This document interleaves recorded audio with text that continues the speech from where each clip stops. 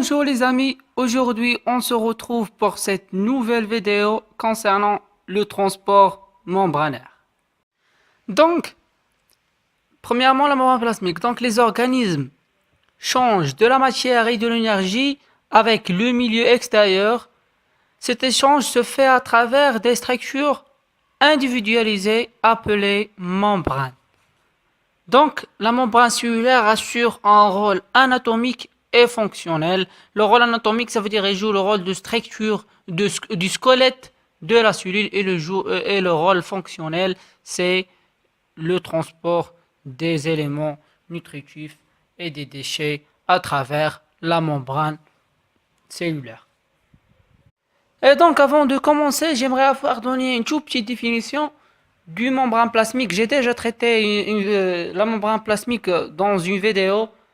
N'hésitez pas d'aller le voir. Et donc, la membrane plasmique, comme on a dit, joue le rôle d'une barrière sélective. Une barrière sélective, il sélectionne les éléments qui vont entrer ou sortir dans la cellule.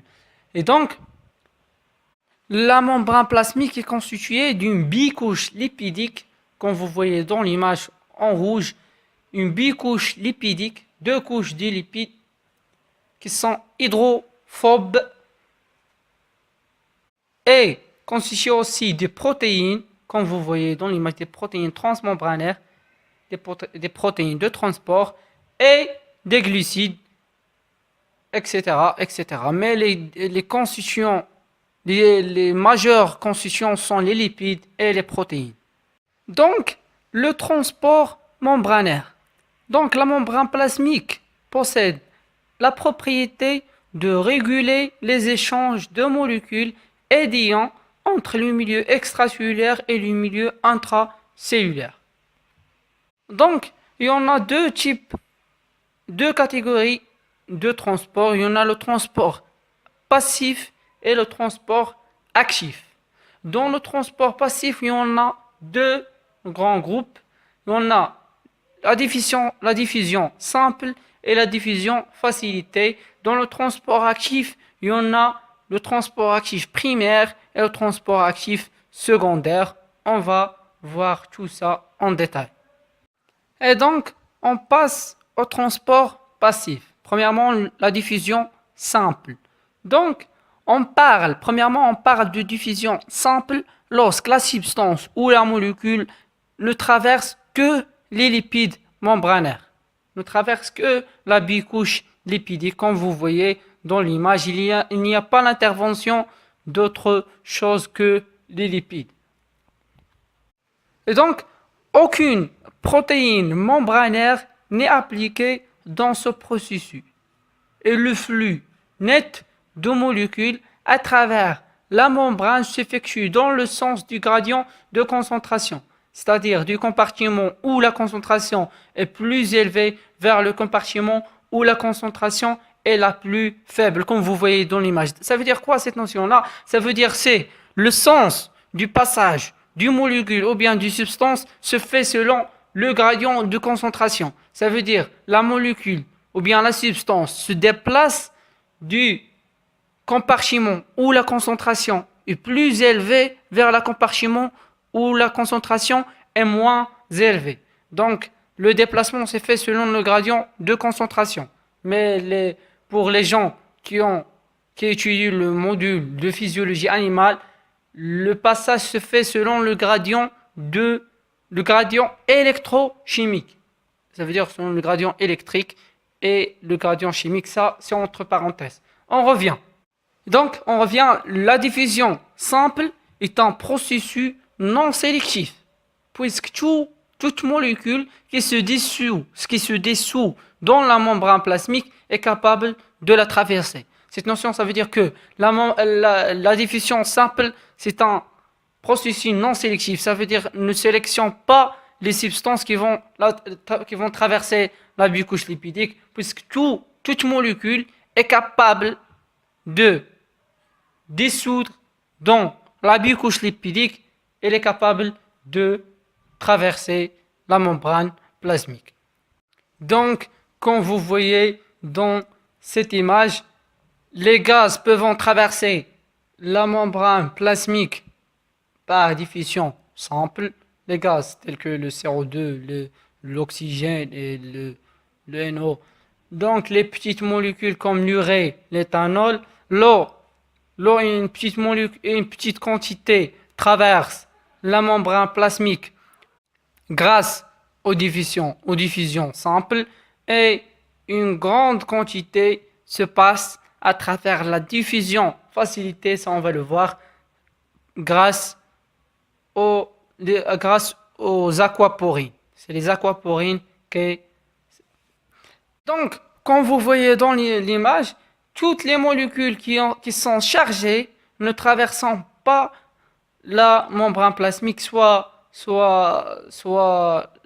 chargées positivement, soit chargées négativement, et aussi les grosses molécules, comme vous voyez, le glucose, le fructose, etc., etc.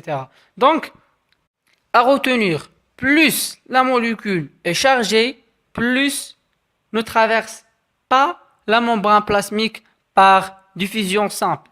Plus la molécule est grosse, plus ne traverse pas la membrane plasmique par diffusion simple. On va voir ça.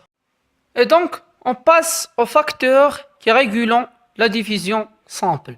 Donc, premièrement, la liposolubilité. Donc, la liposolubilité, ça veut dire c'est la capacité de se dissoudre dans les lipides. Comme on a dit bien précédemment que toute molécule capable de se dissoudre dans la membrane plasmique est capable de traverser la membrane plasmique par diffusion simple. Donc, le premier facteur, c'est la liposolubilité. Et donc, cette liposolubilité, c'est le facteur déterminant du diffusion simple. Deuxièmement, le poids moléculaire. Et donc, la membrane plasmique est pratiquement imperméable aux molécules ayant un poids moléculaire supérieur à 100 kDa. Donc, comme on a dit bien précédemment, plus la molécule est grosse, plus ne passe pas à travers la membrane plasmique par diffusion simple. Troisièmement, l'ionisation. Donc, comme on a dit bien précédemment, plus la molécule est chargée, plus ne passe pas à travers la membrane plasmique par diffusion simple. La bicouche lipidique de la membrane plasmique est imperméable aux molécules chargées. Quatrièmement, la surface d'échange. Cette surface d'échange est définie comme étant de certaines cellules présentant des adaptations morphologiques qui leur permettant d'augmenter leur surface d'échange. Donc, cinquièmement, l'épaisseur de la membrane, mais cette épaisseur, c'est supposée constante pour toutes les membranes. Donc, on passe deuxièmement aux diffusions facilitées. On est toujours dans le transport passif. Donc, deuxièmement, la diffusion facilitée. Donc, comme son nom indique, diffusion facilitée, il y a quelque chose qui facilite le passage du substance ou bien des molécules à travers la membrane plasmique. Il y a quelque chose qui facilite le passage. Donc, la diffusion facilitée s'applique au transport membranaire de diverses molécules polaires et certains ions. Il y a ici le passage des molécules qui sont chargées. Dans ce cas, la molécule ou l'ion sont prises en charge par une protéine transporteuse. Comme on a dit que ces molécules ou bien ces ions sont prises en charge par une protéine transporteuse et passant à travers une protéine transporteuse.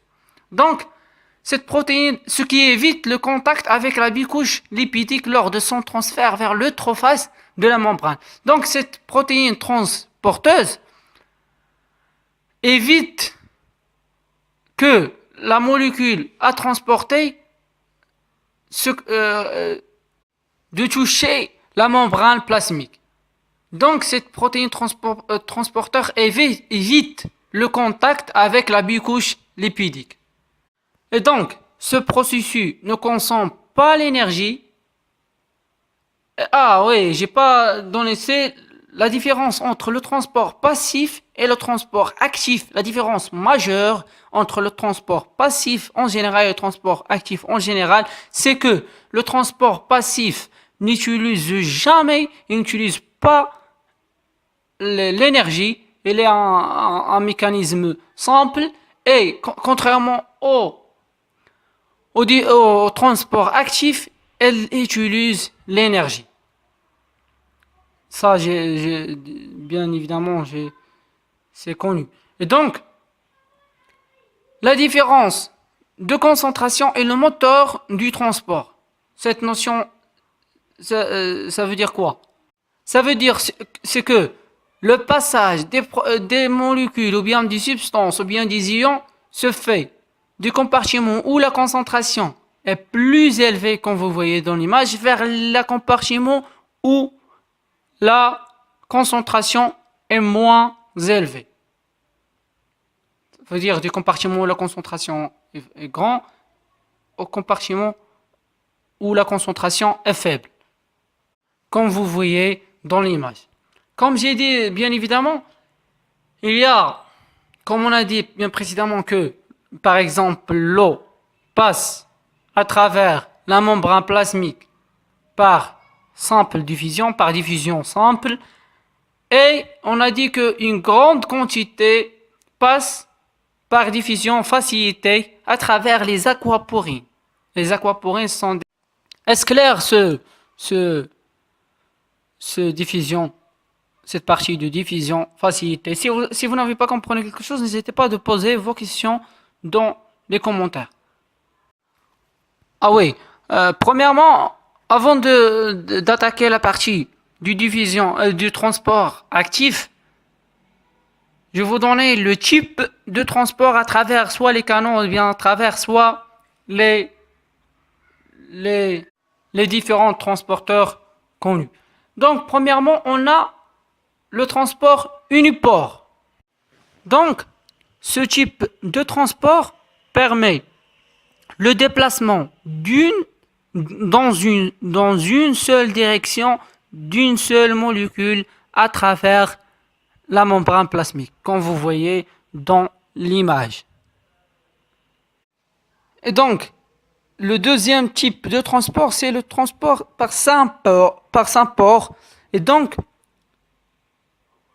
ce type de transport implique le passage dans la même direction de deux molécules ou plusieurs à travers une membrane plasmique. Et le passage, ou bien le transporteur, le troisième type, c'est le transport antipore. Ce type de transport est impliqué dans le transport dans deux sens opposés de deux molécules ou plusieurs. Ces molécules sont différentes. Aussi, par les sympores, ces molécules sont différentes. Les deux molécules ou bien les différentes molécules transportées sont différentes. Comme vous voyez dans l'image, elles sont colorées par des colorants différents, par des couleurs différentes. Et donc, avant aussi d'attaquer la partie des transporteurs, du transport actif, j'aimerais donner la différence entre la diffusion simple et la diffusion facilitée du point de vue cinétique. C'est simple. Comme vous voyez dans cette courbe-là, cette courbe exprime la diffusion simple, exprime aussi la diffusion facilitée. Donc, comme vous voyez dans l'image, la diffusion facilitée est un mécanisme saturable, contrairement à la diffusion simple. Comme vous voyez dans l'image, la diffusion simple reste droite, reste une courbe droite, mais contrairement à la diffusion facilitée, il atteint une Vmax. La vitesse de transport pour la division facilitée atteint un maximum, qu'on appelle un Vmax, lorsque le transport est saturé, lorsque le transporteur est saturé. Aussi, si vous n'avez pas compris quelque chose, n'hésitez pas à poser vos questions dans les commentaires. Et on passe. Et donc on passe au transport actif. Comme on a dit bien précédemment, le transport actif, la différence entre le transport actif et le transport passif, c'est que le transport actif utilise l'énergie pour faire transporter des molécules. Et donc, le transport actif implique le transfert d'une molécule contre le gradient de concentration grâce à l'utilisation d'une protéine transmembranaire de type pompe. Il y a donc nécessité de fournir de l'énergie car ce transport n'est pas spontané. Donc, le transport actif, il utilise l'énergie, nécessite l'énergie sous forme d'ATP. Et donc, aussi, le transport actif se fait contre le gradient de concentration, contrairement au transport passif, car on a dit que le transport passif implique le passage des molécules grâce aux différences de concentration, le passage des molécules du compartiment où la concentration est élevée au compartiment où la concentration est faible. Donc le transport actif se fait contre le gradient de concentration. Ça veut dire du compartiment où la concentration est faible vers le compartiment où la concentration est grande, est élevée. Donc on distingue deux types de transport. Le transport actif primaire et le transport actif secondaire. Le transport actif primaire, aussi appelé le transport actif direct, car il utilise de l'énergie fournie directement pour transporter des molécules à travers la membrane. Il utilise l'énergie directement d'ATP, il utilise directement l'ATP. Il y a un ATP qui vient de se fixer sur le transporteur, l'ouverture du canal et le passage des molécules à travers la membrane, à travers le transporteur. Et donc, le deuxième type de transport actif, c'est le transport actif secondaire. Le transport actif secondaire, contrairement au transport actif primaire, n'utilise pas l'énergie qui lui est directement fournie comme lors de l'hydrolyse de l'ATP. Le transport actif secondaire n'utilise pas l'ATP directement. Le transport actif secondaire utilise la différence du potentiel électrochimique qui est entre les deux compartiments. Ça veut dire la différence électrochimique, ça veut dire du différence électrique et différence chimique. Si vous avez étudié le module de physiologie animale, ça, vous pouvez le bien compris. Mais ne casse pas la tête avec ça pour les gens qui étudient le cours de biologie cellulaire. Faut tout simplement connu qu'il y a le transport actif primaire et le transport actif secondaire. Et donc, comme vous voyez dans cette image-là, la diffusion simple, comme vous voyez, le passage à travers la bicouche lipidique, il n'y a aucune intervention il n'y a pas l'intervention d'une protéine transmembranaire, il y a l'intervention de n'importe quelque chose. Et donc, pour le transport passif, il y en a les canaux et les transporteurs. Les canaux, comme on l'a dit bien précédemment, pour l'eau, ils passent à travers les aquaporines. Et il y a des transporteurs. Et pour le transport actif, comme vous voyez dans l'image, il y a l'utilisation de l'énergie. L'étoile en rouge signifie l'énergie. Il se fait dans le sens contraire, dans le sens opposé, se fait contre le gradient de concentration, comme vous voyez ici on a 2 vers 4, se déplaçant vers 4. Mais pour la division simple et le transport passif, pour les deux, soit pour les canaux, soit pour les transporteurs, se fait selon le gradient de concentration du compartiment où la concentration est plus élevée vers le compartiment où la concentration est faible, comme vous voyez dans l'image. Finalement, si vous n'avez pas compris quelque chose dans tout ça ou bien dans cette partie-là, n'hésitez pas à poser vos questions dans les commentaires.